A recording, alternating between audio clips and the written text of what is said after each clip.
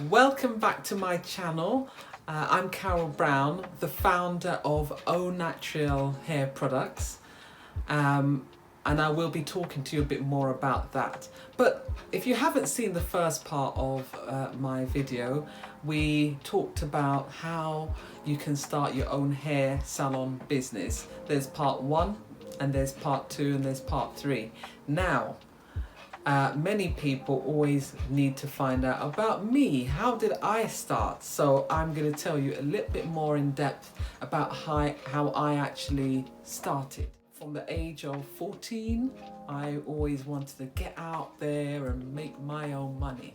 I never wanted to, rely on my parents' money. I always wanted to do it for myself. I always yearned to, make my own. And I remember being young and, rather than playing out, or meet up with friends, I was knocking on doors to try and get a job. And I was going from one door to another, and I didn't care where I worked. I just wanted to earn money. And I always had a gift in doing hair anyway. At quite a young age, from the age of about 8 years old, my sister, she taught me how to braid. I used to braid dolls' hair and things like that. So I was quite a natural in doing hair. And I said, okay, I'm going to go out. I'm going to find myself a job, which I literally, knocked on many doors. And I had one particular business owner. He said, what can you do? And I said, I could do anything, He said, oh, can you cut? Because it was in a factory. And he said, can you cut like thread off the gowns? I said, I could do anything, I could do it. And so he gave me a pair of scissors. And he said, just trim off the threading off the gowns. I was 14. And I remember, and I said, yeah. So he gave me the scissors and I cut the gowns. And I cut the gowns. They were like all tears in the gown. The clothes were ruined, but there was a lovely lady. She said, give me those. And she pushed them to a side. And she said, okay, no, this is how you do it. And she goes, watch me. And I'm a very quick learner. So she showed me once and I was able to do it.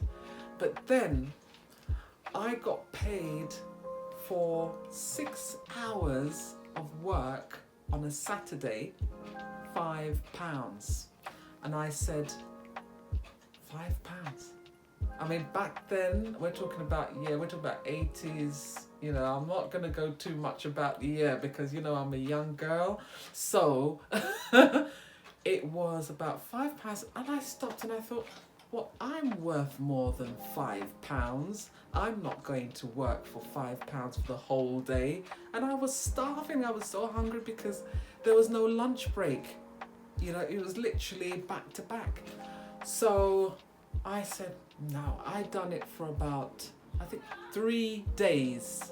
That's it. Because I thought, no, I'm sure I can make £5 with the little bit of knowledge I had in the hairdressing that I was taught the braiding from my sister. So I thought, no, I'm going to do that.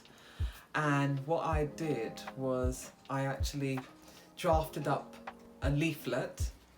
And I actually wrote on there £5 for braids. And I handed it out. At the age of 14, I was handing it out to strangers. And my parents, of course, had no idea I was doing this. Also at school, because I was still at school, I was offering my services of hairdressing. And on my lunch break, I would go off and do clients' hair that lived around the school, and then I would go back in to do my work.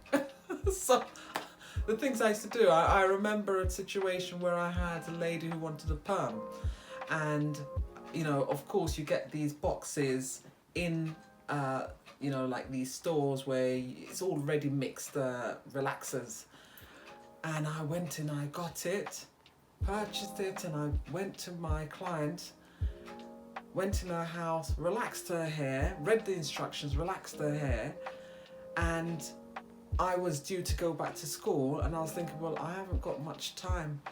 So I started to rinse it off, and I said to her, look, you're going to have to continue rinsing your hair because I've got to go back to school.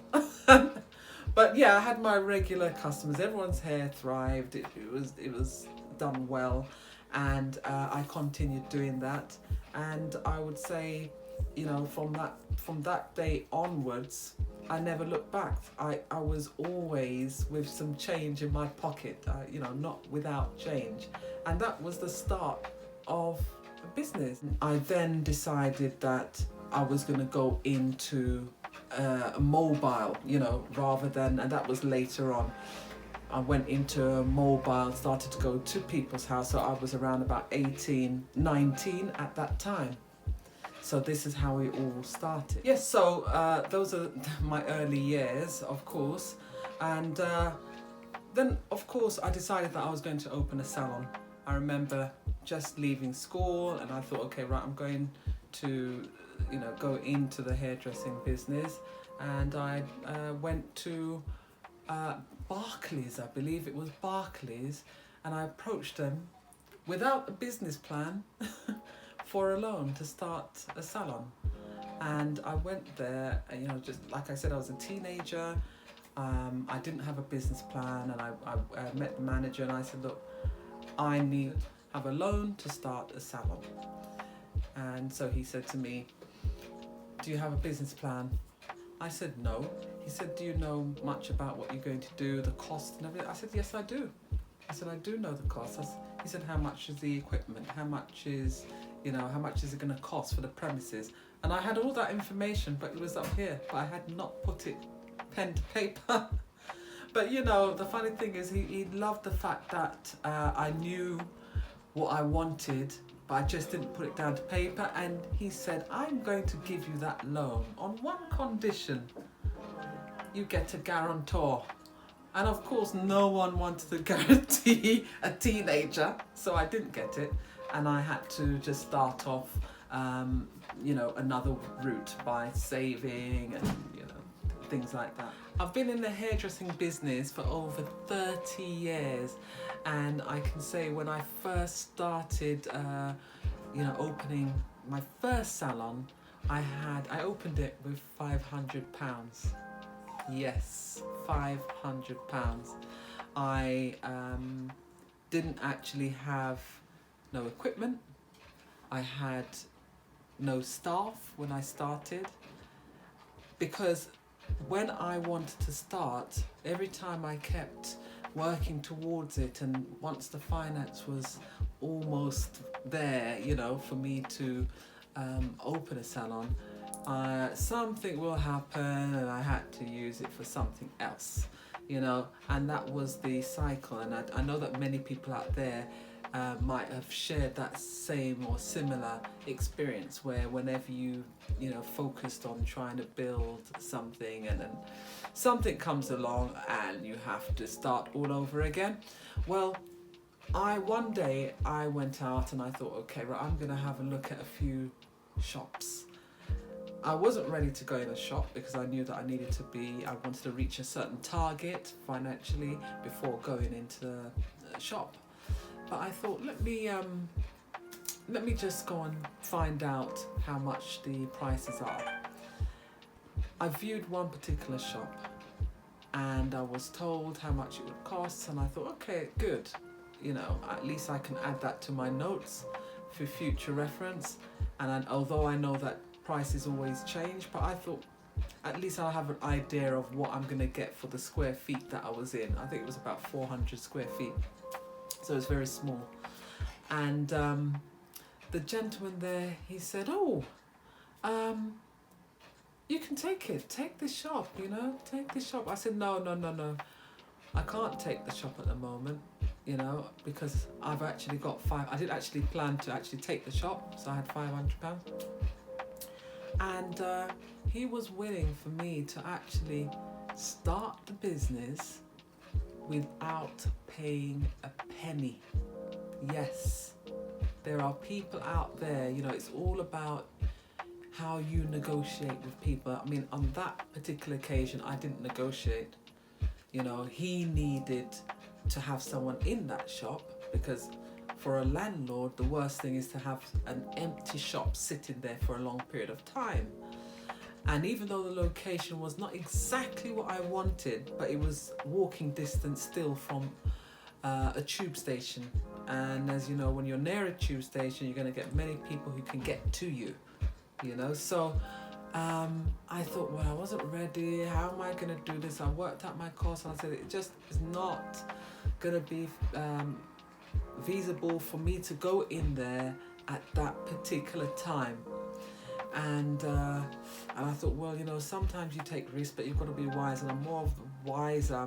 I will take a certain level of risk, but I will be a bit more wiser in thinking, well, look, I need to know that in the future I have this amount to carry me through that business, you know, and it will not be wise for me to just jump in knowing that I don't have enough cash flow.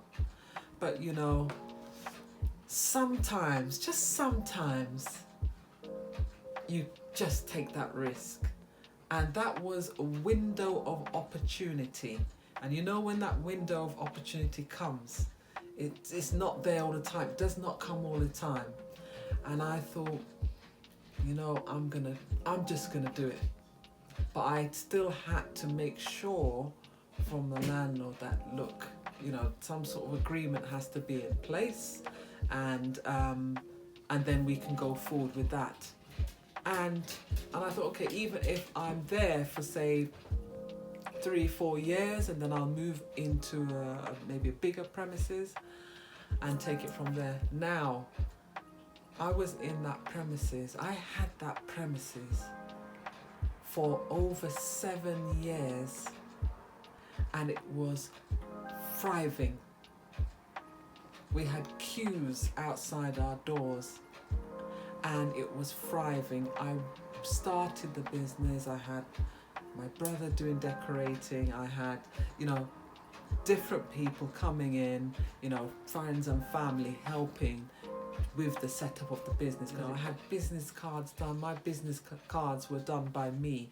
The mirror that, you know, because I couldn't actually buy the mirror unit because it was going to be over my budget. So I decided to make it myself. Yeah, I know it sounds crazy, but when you're pushed to do something, you will do it. You'll find a way to do it. And I remember going to IKEA and buying the mirrors from there, and, you know, having a design of wood made up, and people wanted to actually purchase it. They wanted me to sell them the mirrors, you know, but it started that way, and I never looked back from there. And 5 years on, the location that I really wanted, I got that location 5 years after. And in my business plan, what I wrote out, exactly 5 years was when I got the second business. And then from there, I actually got the third business. So, you know, the business had been thriving for a very long time, and I decided that I wanted to go into products. But with that, I will tell you another time, because that is going to take time. So all I want to say is that's a bit about me. I do a lot of promotions in hair shows, the Black Hair and Beauty. You know, I've been on magazines. I've opened salon in Nigeria, you know, for a period of time. I've been issued in the magazines out there. I've been doing write-ups in the magazines there as well. I've done models, I've done the shows, you know, the catwalk. So it's a whole long list of things in the 30-year period. I've worked in Italy. So I just wanted to tell you a little bit more about me. I just want to say thank you for your time, your patience, and I hope that you will watch my next video. And don't forget to subscribe, because my next video we're going to talk about hair loss. So now we're going to be going into all the different types of hair and the different problems with hair, with children, you know, with babies, with men's hair. So we're going to be talking about all those different issues. So see you next time.